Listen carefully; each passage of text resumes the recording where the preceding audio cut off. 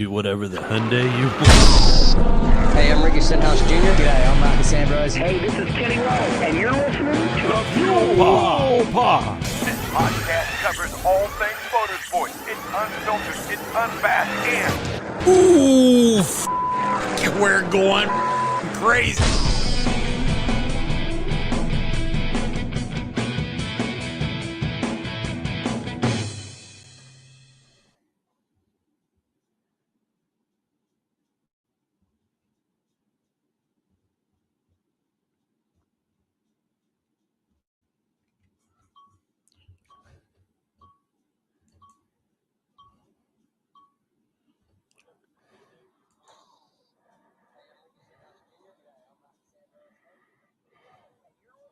Okay, so we got some weird stuff going on. This is already okay. There it is. It finally went off. Welcome everybody to episode 68 of the Fuel Pod. Smooth operator. Been dying to use this title for so long, but in order to be able to use it, not only does Ferrari have to win, but Carlos Sainz Jr. has to win. So not to belabor the obvious, but he did win this weekend. So got a decent show planned for you tonight. We're going to talk about the Singapore Grand Prix and kind of everything that went along with that. We're gonna do some NASCAR for the playoffs. It's kind of a big deal right now, getting through this playoff season, and there's some drama going on there. So we'll talk about Bristol a little bit. We may do some rip from the paddock tonight. There really wasn't a lot going on, but I'll try to pull some stuff up and see what we can find to argue about. But let's talk about Singapore. So night race. Should have been rain. There wasn't raining. It wasn't raining at all. So I obviously missed that call. And my apologies for that. If you were waiting for a rain race, we did not get one. But let's talk about Friday and Saturday because we had practice and we had qualifying and Red Bull did absolute shit at both of them. So didn't have the pace. I think Prix spun out in Q2 again or somebody. Max Verstappen impeded three different drivers during qualifying by driving in the line. And I got to tell you, after qualifying, Diddy and I know you know what I'm talking about because you and I kind of were communicating back and forth in quali. Yeah, they smelled blood in the water. And I think everybody saw that. You got, here's one thing I do like very much about Max Verstappen. He calls a duck a duck. I mean, if it walks like one and quacks like one, he calls it. He said, we don't have the pace this weekend. He goes, I'm looking forward to a troublesome, weekend and race. And that's exactly what he got for the 10 consecutive win in the row, two-time world champion driver. So didn't exactly go the way Red Bull planned for sure. Could they have helped themselves out a little bit? Yeah, they could have. We'll get to that. But so we get to the race. Red Bull's not even, I think they're starting 11th and 13th. They didn't even make it out of Q2. Carlos Sainz was on the pole and won the race from there. That was it. I mean, he was on I don't even know what it's hard to even talk about right now as a Ferrari fan. You wait so long for them to win, and you wait so long for them not to screw up their pit strategy, and you wait so long for their car to hold together for an entire race, especially at a highly technical, high downforce circuit like Singapore. We did have a safety car early. Diddy, if you're listening, I can't remember what lap that was right offhand, but it was very, very early. Logan Sargent kind of put it in the wall a little bit. But here's the thing. He didn't actually put it in the wall. He broke his front wing off, and he's dragging his front wing around the track. Now, I can see both sides of this argument. There were a lot of people that felt that a safety car wasn't necessary. He was still driving. Yeah, there's debris popping off all over the track. It's not big, and it's from regular racing in a lot of ways. So, a virtual safety car at best, but a full safety car. And the weird thing was, like, everybody came in except Red Bull. Now, Max Verstappen and Perez were on hard tires, and I kind of get them staying out, but you have a chance to come in to get extra tires. You have plenty of extra tires. Why not get it? And I think that was the piece that cost them any hope of a podium, was not pitting. So they bring Carlos Sainz in off the lead, and I thought for sure he would come out not in the lead. And then they bring Leclerc in, and kudos to Charles Leclerc because he really took one for the team this past weekend. And I'm more of a Sainz fan than I am a Leclerc fan anyway, but here's a guy that, they're bringing him in behind Sainz. They got room, but Lewis Hamilton and Russell are double stacking. There's tons of traffic. And so they held Leclerc when he was in his pit. And I think it ended up being like 5.7 seconds or something like that. But they hold this guy until the traffic clears. And here's the thing. Ferrari's gotten so many penalties in pit lane. So I see where they're coming from, not letting him go till it's clear. But, I mean, it cost him a few positions. And then there's a safety car later on in the race, and that really hurt his chances. So still, both Ferraris in the points. One of them on the top step of the podium. There were a few DNFs. Valtteri Bottas was probably the least important of all of them, even though he's an excellent driver, but it was a technical issue, and he was out. The one that my heart goes out to him for is Esteban Ocon, because he was running a great race, and he got into a little bit of a vehicular combat with his old teammate Fernando Alonso. It was fun to watch for a few laps. He got the better of him. And we'll talk about Alonso in a minute. But Ocon gets the better of him, gets around him. He's moving his way through the field, racing great in that Alpine. And you just hear his engine die out, and he goes into the just kind of pulls off to the side of the road. I'm sure if the NASCAR guys had been calling that race, they would have said it was a toe link, but it looked like it might have been either turbo or gearbox. But Yuki. So Diddy's bringing it up here, and I'm gonna throw it up here on the board. But well, I thought I was gonna throw it up. It's a little slow tonight. But yeah, Yuki Tsunoda. So last week or 2 weeks ago, Yuki goes out on the formation lap and doesn't even get to start the race. So he's out. And this is after he's really performed admirably in what can easily be described as the worst car on the grid. This week, he goes out, and he basically gets taken out by Checo Perez. I mean, you can call it whatever you want, but if you go back and if you have F1 TV and you can watch it from a very specific driver,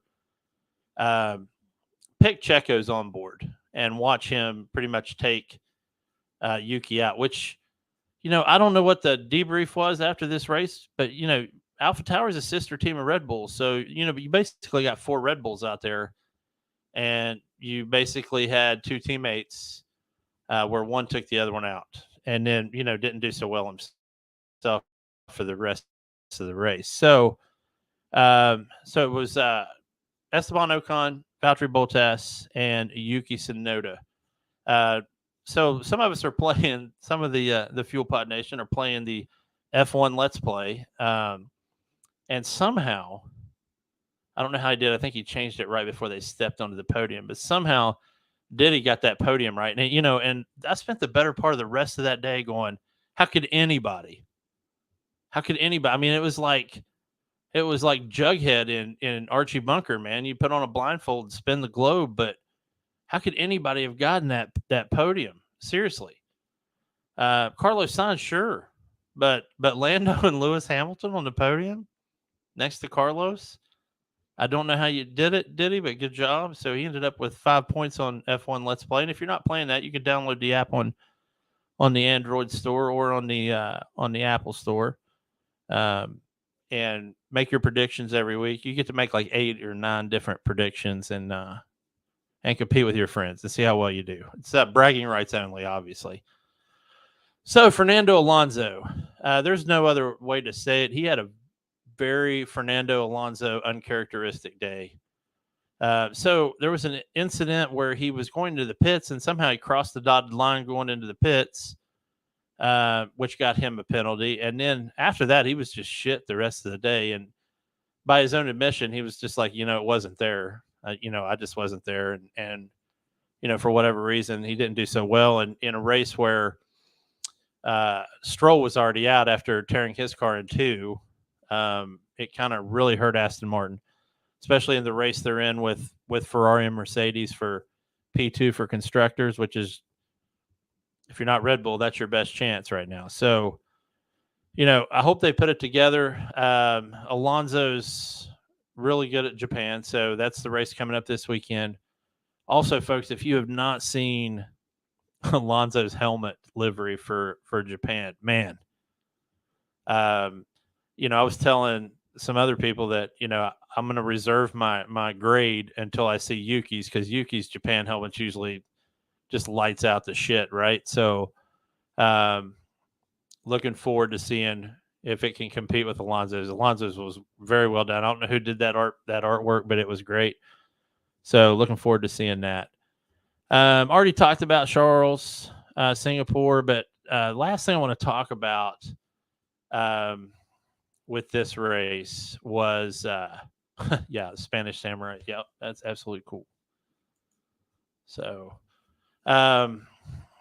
was the last 20 laps of this race.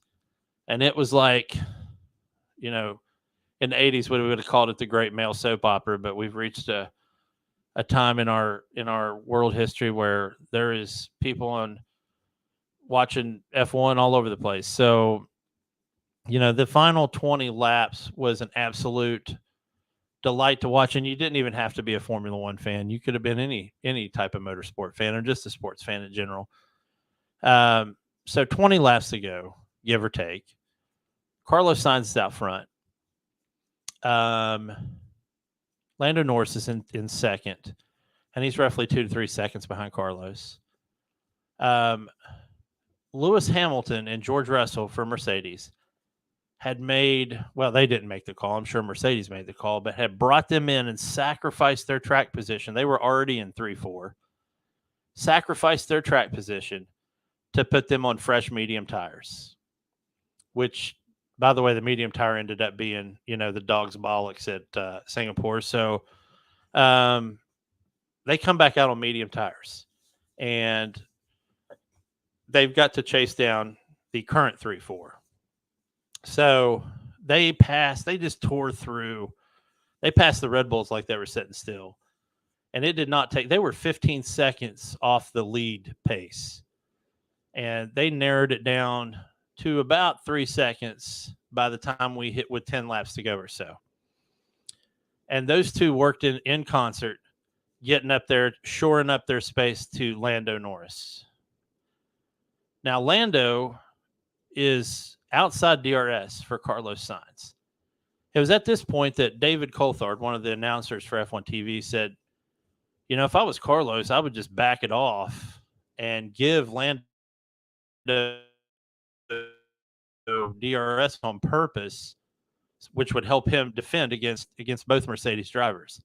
And, if you don't know anything about Carlos Sainz Jr., he is a student of his profession, much like his hero, Fernando Alonso. They always know what's going on. And I mean, when they know what's going on, they know what's going on in their team, with their car, with them, with whoever's in front and behind them. They know their situational awareness is off the chain, right? So Carlos starts backing off, and Lando shores it up to probably about 0.7, 0.8 seconds, later on to 0.3, I think. But 0.7 or 0.8, Ferrari comes over the radio to Carlos, and they're like, "Hey, man, you're slowing down." He's like, "I know, I'm doing it on purpose." So, man, just the wherewithal to know, hey, if I pull Lando close enough, and these two are ex-teammates, by the way, and it looked like they were just communicating telepathically. So they're ex-teammates, and Lando figured it out, because once you watch the post-race interviews, you knew Lando knew what was going on. And, of course, Lando is also a fairly good student of the sport, but pulls him up and keeps him off of George Russell and Hamilton. But they're still closing in. So we get on to one of the final turns on the next to last lap, I think it was, or maybe the final lap even. And, Russell's right behind Lando. So you get in this zone where you're tranced out, and you're just kind of following that person in front of you exactly. Well, Lando, there's one little wall that kind of juts out for no real reason. If you look at the circuit, it makes no sense for it to be that way, but kind of barely juts out. And Lando admitted later that he did barely tap that wall. Here's the problem, though. Russell didn't barely tap that wall. He nailed that thing. And it kicked him off to the side and straight down the service road. So last lap, completely out of the race. Had a legitimate shot at least second. If they could have got, if it hadn't happened, if they'd have got past Lando, they would have got Carlos Sainz, because Carlos Sainz was done. Tires were done. His rear end was gone. And you could see it when he was coming out of some of the tighter turns. But if it hadn't been for Carlos backing off to give Lando DRS, and it hadn't been for Russell following Lando so closely that he absolutely nailed that wall, then this race would have been a completely different outcome. So obviously Russell goes off the side road. Hamilton takes P3. Race ends. Carlos is on the podium. Lando's in second, and Hamilton in third. Now, the other piece of that drama is both Carlos Sainz and George Russell have one F1 win in their careers. Lando has none. So you had two guys going for their second win ever. You had one guy going for his first win ever, and you had another guy, and Lord knows how many he's won, 145 or whatever. He was going for his first win in probably 2 years. So, it was a absolute nail biter of an ending, and just wonderful to watch. So that brings me to just talking about Carlos here for a second. Guys, since he's come out of summer break, he has been on a tear. And, if they can keep that car in the condition it's been the past two races, I think he's an emerging threat. Obviously not this year. Nobody's catching Red Bull this year. But if, they can make some off-season strides on that car and he continues to tighten up, his talent level, then, I think he could be a real threat. All right, I'm about to put a wall of text up here because this is a really good statement, man. I don't have an incredible number of races under my belt, but the strategies toward the end by Mercedes and Sainz, edge of your seat. Absolutely, Redbeard. It was, and you and I were watching it together, and it was, if I didn't have to pee so bad, his final two laps, I probably would have just stood up and watched the rest of the race, but that could have been ugly. Anyway, it was a wonderful race, and really looking forward to Japan. Japan's an interesting circuit if you're just now getting into F1, and you've watched at least one Silverstone or Silverstone if you're from over here. Then you know that Japan is like Silverstone with hills. So whereas Silverstone is flat, but has a lot of the sweeper turns, Japan's the same way, but a little bit hilly. Some really interesting stuff. Last year it was piss and rain there. I mean, absolutely piss and rain. We had service trucks that were on the edge of the circuit during the race. We had people tagging the foam board trackside furniture and dragging it with them on a whole lap. It was a pretty interesting race, to say the least. But, let's hope it's not rainy this time. I mean, that's might be a stretch, but we're gonna pray to God that it isn't, and we will have an incredible race there this weekend. I'm pretty sure it's going to be probably an 8 a.m. start. Sorry, I got kind of cramped for time here getting ready for this, but and I didn't get the time on that. But yeah, it should be an interesting race. I don't foresee signs being any worse for wear as far as speed. But let's move on to some rip from the paddock. Obviously, I've not read these articles, but we're going to talk about them anyway. And I'm kind of looking at a few right now. Yeah, absolutely. So, will Red Bull bounce back to their best in Japan, or can a rival team cause another upset? I think Red Bull's going to bounce back. I think Max Verstappen will win Japan. This is absolutely a circuit that favors them. It's high speed. There's really only a couple super hard braking zones that I can think of right offhand. But he's going to be flying around that circuit. And I think if the weather contributes to helping them out, I think they'll be right back up there. I think Ferrari will be up there though, and I think McLaren will be up there. And if Mercedes stays on form, they'll be bucking that, that end of the front runners and top of the midfield. I think for this race, it could be a little tough on them. I don't think their car has the legs for Suzuki yet, but they surprised me this weekend, so we'll see what happens. Okay. I know what I need to do. Logan Sargent discusses his chances of retaining his Williams seat for 2024. I don't think he'll have his Williams seat in 2024. I don't think he's shown them, and my hat's off to him. The guy's competed in. If Alex Albon was not doing so well in that Williams car, then I think this would be a completely different conversation. But Albon is doing well in that Williams car, and he's shown that car can compete, and Logan Sargent is not showing anything.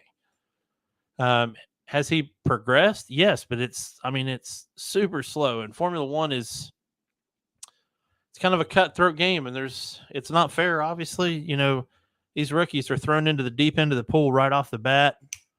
A lot of these circuits they've never raced before, even in F2, because F2 doesn't go to all of them. So, and I hate it for him because I would love to see an American driver be successful in this series. I'd like to see an American team be successful in this series, and I don't think I'll see either one of those things. As a team, Haas is not there yet, and as a driver, Sargent's not there yet. I'd like to see him get another year. I hope the gods of lenience reach out to him and give him another chance at this, because I think he will show progress next season. But rookie seasons for F1 drivers, it's dog eat dog out there, so it's going to be tough. And I don't know if he's going to have. I just don't know if he's got it for this weekend. Let's see what else out here. Who are the favorites to win in the land of the rising sun for Japan? Well, Max Verstappen is going to be a favorite to win. I think Carlos Sainz is going to be a favorite to win. Some of that's going to depend on weather, but those are my thoughts. I think Alonso is going to be a favorite to be on the podium because A, he loves this track, and B, he does very, very well here. I know it's not part of the article probably because I haven't read it, but I'd like to see Gasly spoil at Suzuka because I know he loves racing here. And obviously, I'd like to see Yuki Tsunoda do well here. I like to see any driver do well at their own home circuit. So let's see what else is on here. So the F1 TV commentator guys, their weekend warm-up article heading is, "Are we set for normal service or another surprise result at Suzuka?" Well, it's 6-12 in Pick'em, but I'm going to call Max Verstappen on the podium, and I'm going to pretend we're at a horse track instead of an F1 circuit and say, I'm going to try box this thing and say Max Verstappen wins with Carlos Sainz and Fernando Alonso, either one of those two in 2-3, with Gasly on spoiler alert. So that's where I'm going to go with that.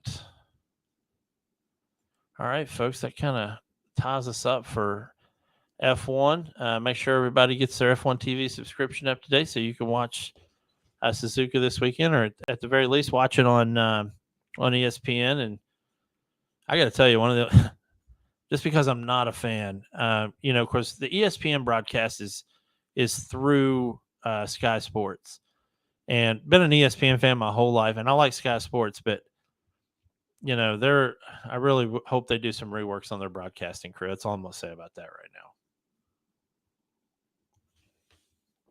Okay, let's talk about NASCAR.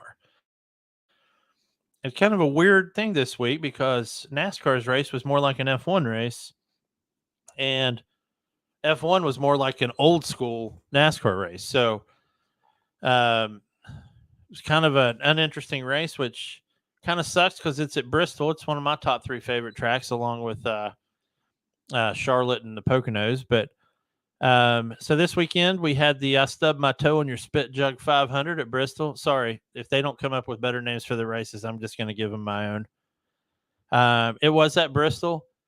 I was going to say circuit. Can't call them that here. Iconic track. Really, really wonderful track. I got to go there. God, it's been 20 years now, but one of the things that blew my mind and I don't know why I didn't think it wouldn't be this way, but was the pit lanes on both sides. And when you watch it on TV, and they always show like the first 10 cars coming down towards the start finish to get the green flag, but when you're inside that track and you see that where that first car is, and that track is so small, and you see the last car, and back then it was 43 cars, pretty much running every week. And that car the front car wasn't very far from catching the rear car right from the jump. It's like you were at threat of going a lap down right at the beginning within a few laps. So really cool place to race. This weekend, it seemed kind of uneventful. So stage 1, we had Chris Bell and Denny Hamlin and McDowell leading them out. And they kind of held it there. One of the biggest things that was a notification from Formula One. What do we got going on here? Okay, so F1 free practice 1 is already playing out. So here we go. They're playing out, and it's not even 9:30. So anyway, if you can pull that up on the side and get a multiple screen going, you could watch free practice and listen to the Fuel Pod. But anyway, so this Bristol track was resurfaced recently, and you could see the differentiation in the surface, and it was down on the low side of the track. And you could see drivers during stage 1, they were kind of experimenting. They'd pop down there for a little bit and see if that line was fast. Denny was one of those guys. But really nothing there. And I know the commentators were talking about it was going to be later in the race before that was going to be a viable option. But we're in the playoffs, and you got guys that were on the bubble to be kicked out of the playoffs. And, you don't want that to happen. This was the cutoff for 16, the Sweet 16. But anyway, Chris Bell wins that stage. And I don't know why, but it feels like every week, at least for the past 4 or 5 weeks, Chris Bell has been on pole and in the conversation constantly. So he wins the stage. Then we go to stage 2. Stage 2 was the most uneventful one of the entire race. Kyle Larson was leading earlier, and he kind of kept himself in the hunt pretty much for the rest of the race at that point. But Chris Bell wins that one. So he's won stage 1 and stage 2. Interesting fact, no driver has won all 3 stages and won the race, except for, you can't. Obviously, if you win stage 3, you're winning the race. But no one's ever won all 3 and won the race. But anywho, so we start stage 3. You got Gibbs up there. You got Hamlin. You got Larson leading them out for that one. At some point, LaJoy and Logano, is mostly LaJoy, and he kind of got into Logano and got involved in a collision. Obviously, the commentators thought it was the toe link. Oh, shoot. I guess we got a drink. Anyway, after that toe link was broke, Logano was on the bubble for being out of the playoffs. But in the end, it was Denny Hamlin winning his 51st race. And the best moment of this entire race came when Denny Hamlin walked up to the NBC broadcaster, and he got booed. And I mean, he got booed something fierce by pretty much everybody at Bristol. So he grabs the mic and he looks at the crowd and he says, "What? I beat your favorite driver." And he turns around and the NBC guy looks at him and says, "Which one?" And then he turns back around for the best mic drop of all time and says, "All of them," which is true. He won. He beat everybody. So obviously, if your favorite driver was not Denny Hamlin, you were kind of hosed. So hats off to Hamlin and the boys at 2311, and good luck next week. So that was the NASCAR race. Now the playoff standings, if you're interested in hearing that and you're not near something, you can look it up. I'll kind of give you So, guys on the bubble for next week: Chastain, Keselowski, Blaney, Wallace, Logano, Harvick, Stenhouse, and McDowell. Because it'll go down to the 8. The top 8 right now are Byron, Truex, Hamlin, Larson, Busch, Bell, and Reddick. So it's going to be interesting as we move forward. The next race is at Texas Motor Speedway, which will probably be attending. Who knows? We'll see how that goes. But so yeah, the Auto Trader Echo Park Automotive 400. I'm sure I'll have a different name for it when we do the review on the Fuel Pod next week. So looking forward to that. But let's see. Let's move into our podiums. Well, I don't know what this is, Diddy buddy. I don't know what you're.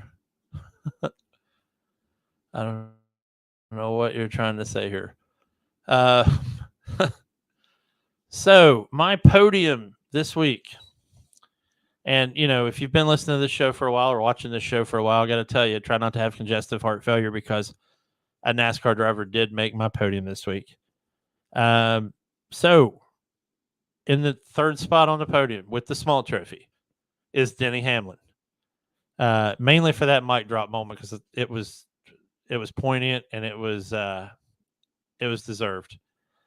And great race. He ran calm. He ran collected. He was patient. He held in there and he got his win. That's what you do. Number 2, Lando Norris. Kind of also a shocker for me to put Lando Norris on the podium. But he's starting to win me over a little bit. Excellent play on Sainz. He could have been a complete dick when Sainz gave him DRS and tried to go for his own win. That could have happened, and that could have presented a complete shitstorm at the end. I mean, if let's say Lando does pass Carlos and does get around him, I think Russell follows Lando, and the podium ends up being Lando, Russell, Sainz. Of course, that's not what happened, but so hats off to Lando for following his brother's play on that one. And number 1, Carlos Sainz, with a small little side note to Scuderia for Ferrari for putting a good weekend together. The Tifosi are proud of you all over the world, I'm sure. Just keep it going, guys. Just keep it together. Let's get through the rest of this season and try to bring home a P2. I think we can do that. So looking forward to that piece.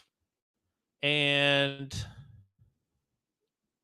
my back markers are going to be all F1. My third place back marker, and this is tough for me. It's a hard topic because I don't like putting this guy on a back marker, but he deserved it this weekend. Fernando Alonso. I don't know if he woke up on the wrong side of the bed or what, or if we just don't know what was going on with that car. It was a tough beat. And, I hope he does better at Suzuka. Number 2 is Haas, F1, the team. And they weren't going to be there. And then I watched the post-race interviews with K-Mag and Hulkenberg. And I got to tell you, those guys, they defend that team to the 11th degree. I mean, it's just and they fought so hard this week. They started out in the top 10. They obviously fell out of that. K-Mag had some weird shit going on with his car towards the end and ran off the track. I know he said something about the brakes weren't working properly, but you guys got to give them guys a car, man. I bet you're nowhere near hitting the money cap. And you got to think about giving these guys a car. I mean, they've got the Scuderia power plant there. So, get the rest of it going because you got 2 experienced, wonderful drivers that deserve a better car. And my number 1 back marker, and I don't even think I need to put him on the list. I think he would have put, if he was sitting right here, which will never happen,